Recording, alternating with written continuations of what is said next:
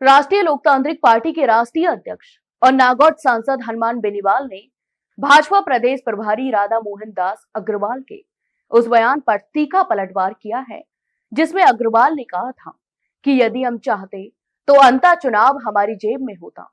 इस बयान को लेकर बेनीवाल ने आरोप लगाया कि भाजपा के प्रदेश प्रभारी ने निर्वाचन आयोग को अप्रत्यक्ष रूप से अपनी पार्टी के अधीन बताने का प्रयास किया है। यहां तक कि उन्होंने राज्य के निर्वाचन विभाग और निर्वाचन आयोग से स्पष्टीकरण जारी करने की मांग भी की है। राधा मोहन दास अग्रवाल ने मंगलवार को दिए अपने बयान में कहा था कि अंतः विधानसभा उपचुनाव के परिणाम कांग्रेस के उन आरोपों पर बड़ा झन्नाटेदार तमाचा है जिनमें कांग्रेस पार्टी लगातार भाजपा और चुनाव आयोग पर वोट चोरी के आरोप लगाती रही है। उन्होंने कहा कि यदि भाजपा वास्तव में चुनाव को नियंत्रित करना चाहती है तो यह चुनाव आपकी जेब में होता।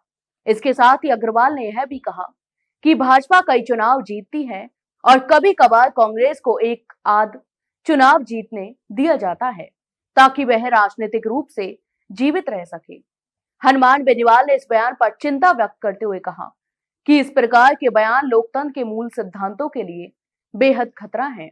उन्होंने कहा कि निर्वाचन आयोग स्वतंत्र और निष्पक्ष संस्था है और इसे किसी भी राजनीतिक दल के अधीन दिखाने का प्रयास संवैधानिक रूप से अनुचित है। यहां तक कि बेनीवाल ने कहा कि भाजपा प्रदेश प्रभारी का यह बयान मतदाताओं के मन में चुनावी प्रक्रिया और आयोग की निष्पक्षता के प्रति भ्रम पैदा करता है। अंतः विधानसभा उपचुनाव में कांग्रेस उम्मीदवार ने भाजपा को हराया था, जिसके बाद भाजपा और कांग्रेस के बीच राजनीतिक बयानबाजी भी तेज हो गई है। इस संदर्भ में अग्रवाल ने कहा कि उनके लिए इस उपचुनाव में व्यक्तिगत रूप से कोई भूमिका नहीं थी और पूरी पार्टी मशीनरी इस चुनाव में लगी हुई थी। उन्होंने स्पष्ट किया कि मुख्यमंत्री और पूर्व मुख्यमंत्री खुद चुनाव की निगरानी कर रहे थे।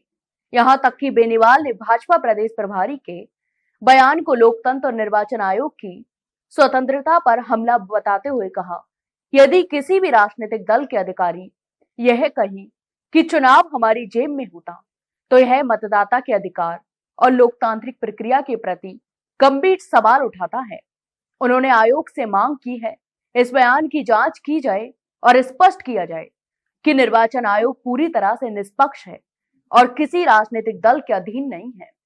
राजनीतिक एक्सपर्ट्स का कहना है कि हनुमान बेनीवाल का यह कदम भाजपा के प्रदेश प्रभारी के बयान को लेकर सार्वजनिक स्तर पर विरोध दर्ज कराने और निर्वाचन प्रक्रिया की पारदर्शिता सुनिश्चित करने के उद्देश्य से उठाया गया है। बेनीवाल का आरोप और भाजपा का बयान दोनों ही इस उपचुनाव के बाद बढ़ते राजनीतिक तनाव को दर्शाते हैं।